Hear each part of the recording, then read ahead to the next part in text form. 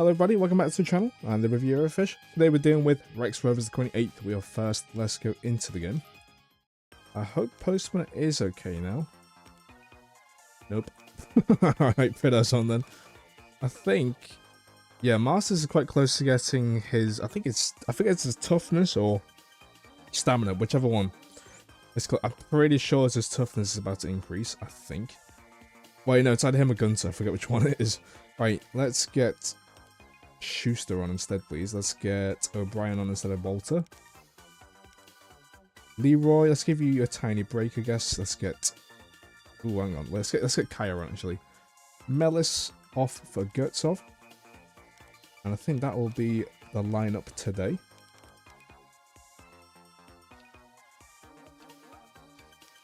Let's go balance, actually, because this is Rovers. They're going to be quite disgusting to deal with. Tate, Morozov, and Ferrer, please. The backline consists of a C in toughness, A in toughness, A in toughness, and B in toughness. Jumping, however, is their primary stat. Apart from you, Mesman, with the odd one out. In that case, because they're quite good at jumping, let's drop back a bit. Like so. And hopefully we can work past their speed being their weakness. See, that's the problem about the All-Star Squad teams, because they're just so good at pretty much everything. It's hard to balance it out. Anyway, 31% for them to win, 30% for a draw, and 39% for us to win.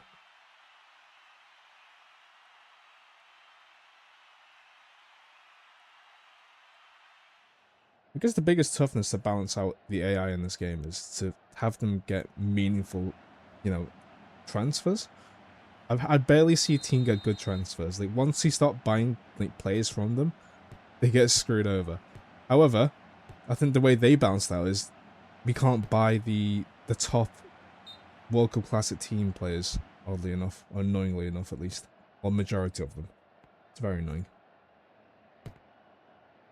That's one thing I'd change about this game. Like, make every player available, but make it a bit more realistic. Like, you can't really buy someone from the World Cup Classic if you're in Pro League 2, for example, like fighting relegation. Right, Piras, Morelli, Ross. What? Wait, what? Okay, wide. Out for throwing. Actually, no. I think it's still possible, especially if they hate the team they're currently in. That they're willing to take a chance to play in like a lower league of a top tier. Oh, what's it called? Competition or league, I mean. Oh, that shot is blocked. I think it's still possible. I think most of the stuff that this game does in particular is just like how much you can actually spend. It's quite nice compared to how Football Manager does it, where you kind of have to do like a mini, what's it called? like dating sim stuff essentially. You gotta keep them happy. I'd rather not, mate. Like, I'd rather just have my players play football. I don't care if, like, they want to do something. If they want to buy... If they want to, you know, sign a centre-back, why aren't they the manager? Exactly, shush. Let me do the stuff. I truly hated that part of Football Manager, honestly. I'm guessing there's an option to take that away. Because that was genuinely awful. I've said this story before. I think I did a test season as Liverpool, and for some reason every time I started, I think this is Football Manager 2024, because I think they messed up 25, didn't they? I swear they did. Like, they did something really bad with 25, so 24 was the only like one with a bit of, you know, a good favour with the fans. But every time I started the season with Liverpool, somehow the very start of the season, Van Dijk, the captain of Liverpool at that point in time, practically the centerpiece of morality, essentially, to keep morale up, I mean, is gone.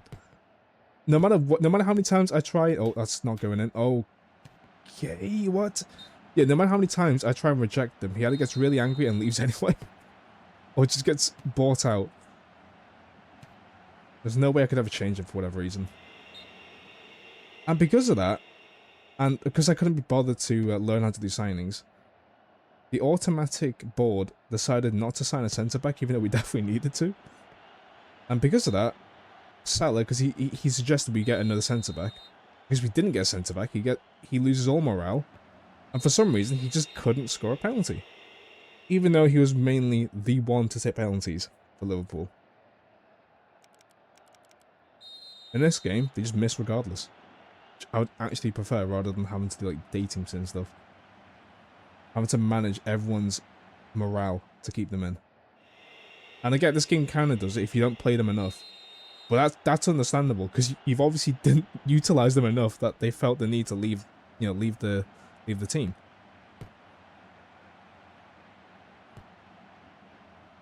You put that shot blocked. Like, I don't mind the shouts that managers can do in Football Manager, like, come on guys, do it. And half the team just go, shut up. I don't like it when you're shouting, man. Oh, that's a goal and a half. 3-0.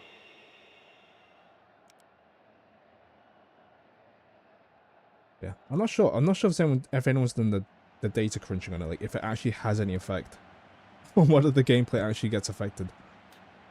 That's a pretty good goal though. Holy.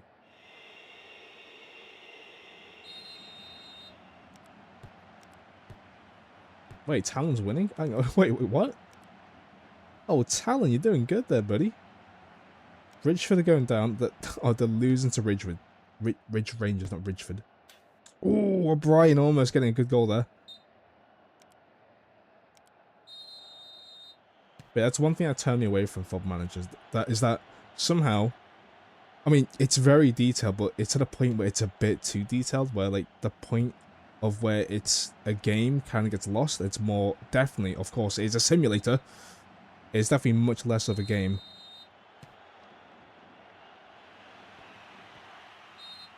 Sorry, I was trying to check if there's a goal or not, but you can actually have a gameplay loop instead. It feels like just a lot of just getting to understand the mechanics and partly kind of cheesing out the mechanics. There's a lot of videos finding Wonder Kids. And I feel like a lot of people kind of abuse the fact that, oh, this other person's found a Wonder Kid, I'll use that for my one, rather than trying to find it themselves. I guess there's ways to find out naturally in the game, though. This game, again, it is kind of random. Like, some players is way better than others. Also, there's no actual age in this game, which kind of makes it harder to kind of gauge whether a person will peak. But then again, there's players like Vardy. Like, it's so much better later on in life compared to at a younger age. Oh, shot wide. Never mind.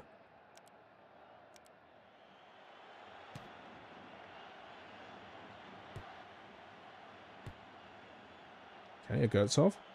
Jumps, yes.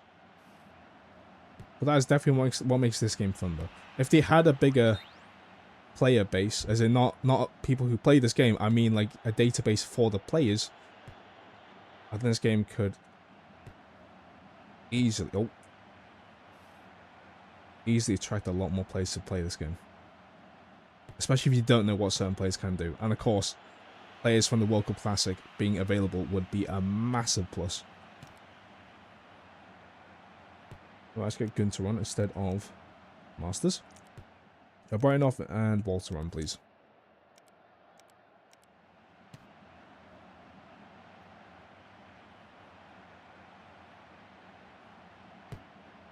But then again, this game is obviously not without its flaws. There's definitely bits where I feel like the momentum of the ball being that heavily dampened whenever it touches a single player, like once, is kind of annoying. I do like the randomness of some goals, like in FIFA and or PES. Again, the Football Manager has it as well, where like it just deflects off of a player and just goes in the most random direction possible. That the keeper can't save it. This hardly happens in this game because it kind of has the ball just get killed of every single bit of momentum. Having deflected goals is very unlikely, despite the fact it happens a lot.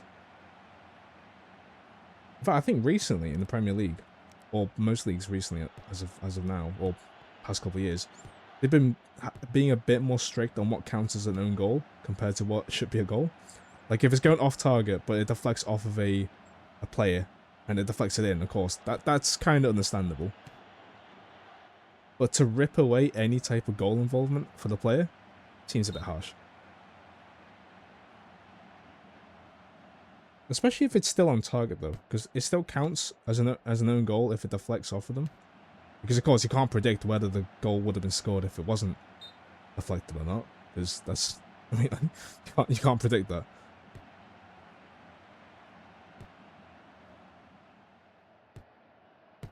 Oh, that's a terrible shot. What are you doing?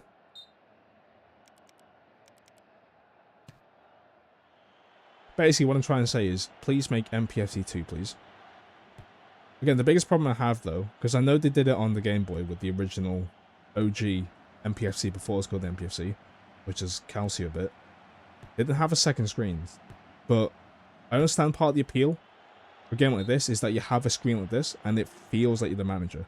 Like, you look down, it looks like you're looking at your little, you know, your little notepad. And you see all the data here. This is genuinely a fantastic part of the game. I mean, I guess they can do that as a sidebar, but I feel like it just takes away from the main aspect being the game here. And again, that's something I much prefer compared to Football Manager, because Football Manager, the speed up options are either way too fast, or the game itself is so goddamn slow. There's literally no in between, I don't think. I don't think there's an option which allows it to be coherent within like 10 minutes of gameplay, like this game does. It's either you watch the entire thing, or you just only watch the highlights. Which again, I feel like you kind of miss part of the actual football aspect of it when you just watch the highlights. Anyway, we got a really good Piras goal there. Third goal, I'm pretty sure. We'll watch again.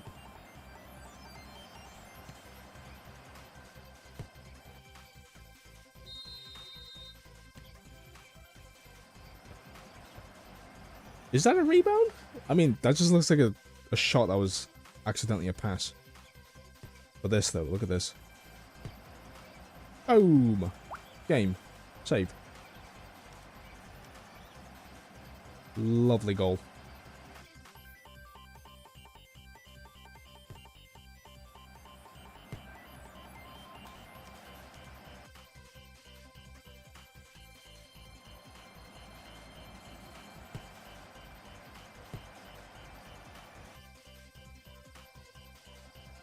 But again, though, at the end of the day, I wouldn't take that at face value about how much I don't like Football Manager. If you like it, you like it. Like, my opinion should not change whether you like it or not. You can give it a try, but definite fact is I didn't enjoy it. And that's it. Like, opinions differ. Also, Talon lost out their stupid game. Are you kidding me? They were winning, and I was 2-2. They drew it.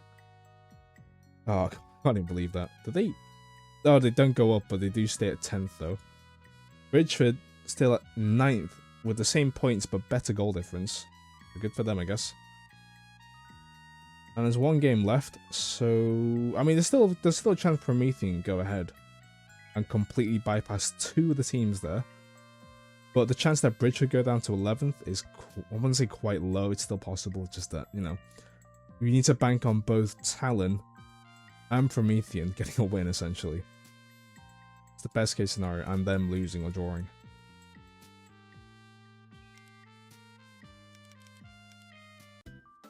Alright, 1 week break, and then we're up against Team Phoenix in the Federation Cup. Either way, they are 12th in Pro League 1.